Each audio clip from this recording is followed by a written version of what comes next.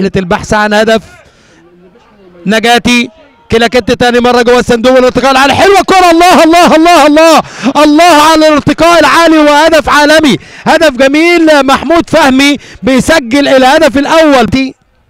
محمد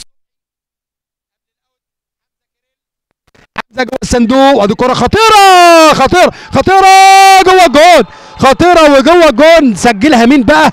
علي عصمت اللاعب المساك. عربي المدير الفني الفريق دي كنس، بنقول لك النهارده هارد لك، خسرت نقطتين لكن الفريق ادى مباراه قويه النهارده.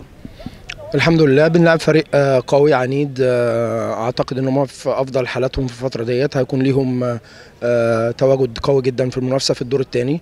النهارده احنا بنلعب على ملعبنا في ظروف صعبه، غياب لعيبه كتير ما بين اصابات. النهارده السكور بتاعنا 19 لاعب هم اللي متواجدين، ما عندناش حلول للاختيار، ما عندناش حلول ان احنا نقدر نطور بزياده، لكن النهارده اعتقد رغم كل الظروف ديت الناس شافت الماتش، الكوره مش عايزه تدخل، احنا اكتر فرص على المرمى، لكن النهارده غايب عننا التوفيق. كان ممكن تنتهي المباراه في الشوط الاولاني، رحنا بفرص كتيره جدا للاسف.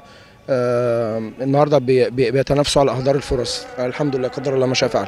جاد توفيق المدير الفني لفريق ميجا سبورت، مباراه قويه بين الفريقين، يمكن فرص ضايعه هنا وفرص ضايعه هنا، لكن حسمت النتيجه التعادل الايجابي في نهايه اللقاء. والله الحمد لله رب العالمين على قدر ربنا. احنا كنا جايين النهارده بنلعب 3 بونت، الحمد لله.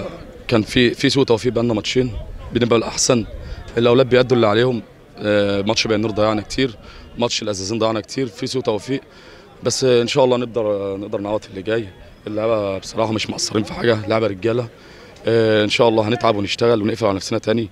هنفكر بقى في الدور الثاني مع اول مباراه مع كفر الشيخ، هنبدا نستعد لها ان شاء الله.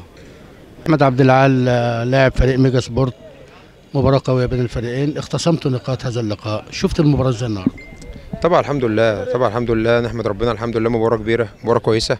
انت عارف ملعب دي كيرنس طبعا له طرق لعب مختلفه، وملعب بيحكمك في اللعب بطريقه مختلفه، الثوابت فيه بتبقى مؤثره جدا. زي ما انت شفت احنا حضرنا الحمد لله، الجهاز حضر الحمد لله، لا اشتغلنا على الثوابت، اشتغلنا على ملعب نفس النجيله، فالحمد لله الحمد لله ربنا رضانا الحمد لله.